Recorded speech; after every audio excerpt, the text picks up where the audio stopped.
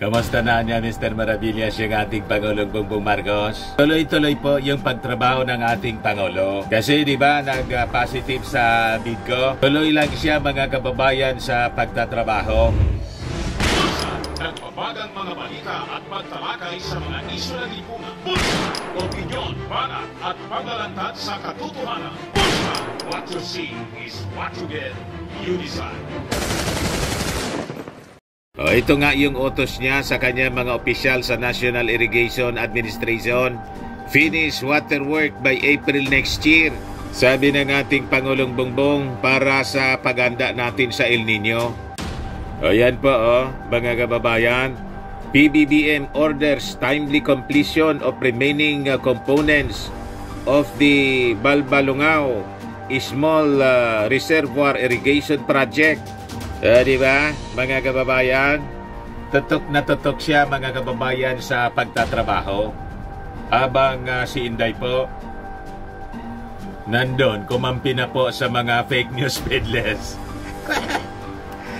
Kay Ka Eric siya, tapos kay Badoy. May pa-official statement pa po ng pagsusuporta. Habang yung kanyang inaaway, mga kababayan, na si Martin, pinsan ng ating Pangulo, sige rin po ang trabaho. Ayan po si Martin Romualdez. Tatak Pinoy Bill, a crucial step toward transforming our economy. Yan po ang mga tunay na leader. Sige lang, mga kababayan, ang trabaho ng magpinsan, di ba? But before ko, mga kababayan, ibigay sa inyo yung full story, click subscribe muna dito sa ating YouTube channel and hit the notification bell para lagi po kayong updated sa mga kaganapan dito sa ating bansa. Like and share na rin po ninyo ng ating video para marami yung makapanood.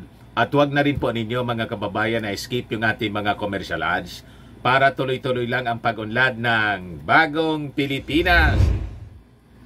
Ito po yung ating Pangulong Bongbong Marcos. Ang daming biniling mga heavy equipment po, backhoe, para po, mga kababayan, sa pag-dredge, ma-avoid yung mga pagbabaha. So, sabi dyan sa balita, yung ating Pangulong Bongbong Marcos ipinag-utos sa mga concerned agencies ng ating gobyerno to complete the water-related projects by April 2024 bilang paghanda po sa impact ng El Nino phenomenon. Hands-on po yung ating Pangulong Bongbong Marcos sa kanyang mga ginagawa. Mapa, ekonomiya, agrikultura, irigasyon, mga public works, mapa digital, mga kababayan. Lahat kasi yan trabaho niya Di ba? Talagang tinututukan po ng ating Pangulong Bongbong Marcos. Gusto niya talaga na maisaayos yung lahat para po mapaunlad yung buhay ng ating mga mamamayang Filipino. So sabi dyan, during the inauguration ng Balbalungao Small Reservoir Irrigation Project sa Lupao, Nueva Ecija, Mr. Marcos noted the urgency to make sure the country is ready for the possible effects nitong El Nino, including reduced rainfall saka drought. Baliktaran kasi po ngayon, mga extreme weather conditions yung nangyayari sa buong mundo. Pag tag-ulan, sobrang ulan naman po, yun mga floodings ang nangyayari sa ating bansa, sa ating mundo. Pagkatapos, pagdating naman po ng El Nino phenomenon, ayun, drought, extreme weather condition po, extreme heat. Kaya ngayon pa lang, pinag-utos na ng ating Pangulong Bongbong ang paghahanda. At pwede din itong maka-apekto, mga kababayan, sa ating food security. Kaya sabi ng ating Pangulong Bongbong, we must be prepared to counter these effects which may last until the second quarter ng 2024. So we remind once again the DA, yung Department of Agriculture, saka yung NIA, National Irrigation Administration, to immediately complete the construction ng mga irrigation facilities natin. as well as other supporting structures based on the needs ng ating mga farmers. So, sinet niya yung deadline. Tapusin niya ninyo by April next year. Yan po yung Balbalungaw Irrigation Project po. Kung saan yung pwedeng maservisyoan nito ay ang malawak na lugar sa Nueva Ecija, around 840 hectare service area that will benefit around 562 farmers and their families. So once fully operational, this multi-purpose dam will provide irrigation for close to 1,000 farmers, 1,000 hectares pala, of agricultural land. Sabi ng ating Pangulong Bongbong. Dagdag ng ating Pangulo na yung ating pamalaan aims to establish more than 275,000 hectares of new irrigation areas to restore about 80,000 of existing irrigation areas by 2028. So ganon mga kababayan kasipag yung ating Pangulong Bongbong sa pagsasaayos ng ating bansa. Habang yung kanyang pinsan mga kababayan ay talagang siyang maasahan ng ating Pangulo bilang kasangga niya sa pagsasaayos ng ating bansa.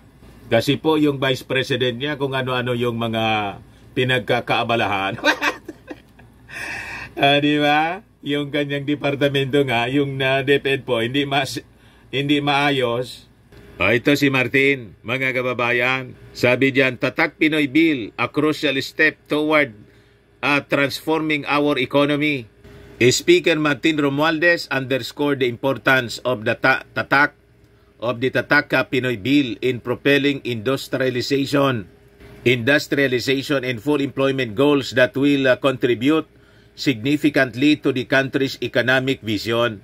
Ganon mga kababayan, talagang siyang katuwang ng ating Pangulong Bongbong. So sabi niya, we focus strongly on our Filipino workers' skills, creativity, and innovation. This legislation aims to support local enterprises and ensure inclusive economic growth that reaches all corners of our nation, benefiting the urban poor, subsistence farmers, indigenous communities, and our micro, small, and medium-sized enterprises. The bill outlines a comprehensive strategy setting the stage for formulating, financing, implementing, monitoring, and evaluating the Tatak Pinoy strategy. Ganon mga kababayan. Talaga niya, Mr. Maravillas, si Martin anyang nababagay na successor ng ating Pangulo. Kaya nga po, na-insecure na ng todo mga kababayan yung mag-amang Duterte. Hindi na kinikimbo ni Inday, inaaway si Martin.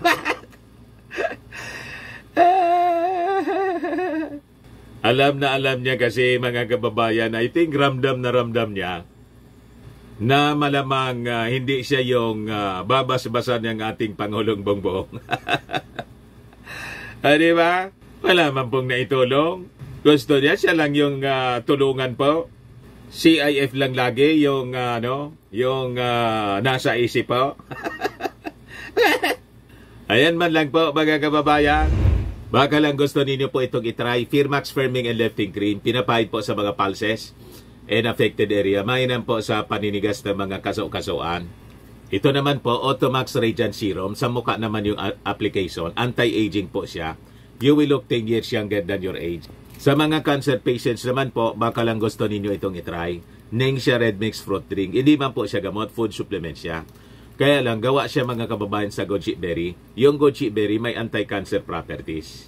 Ayos pa, yung mga inquiries ninyo, dumiritso na lang kayo sa aming messenger sa Facebook para masagot namin agad. Ako po si Dante Maravillas. Bye-bye po. God bless. Sa mga naghahanap pala ng malinis and spacious fitness gym, bumisita lang po kayo sa aming Colossal Fitness Gym.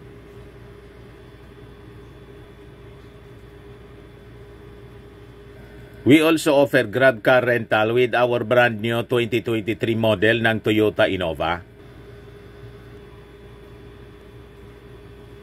We also accept booking for those who are planning to travel via PAL Cebu Pacific and other airline companies, local and international, and bills payment po for Meralco, bills, PLDT, etc. Ang Colossal Fitness Gym is located at 3rd floor, Security Bank Building, Lanco Business Park, Legazpi City, Albay. For inquiries, look for Gilon Maravillas. Contact number 0966-802-0949.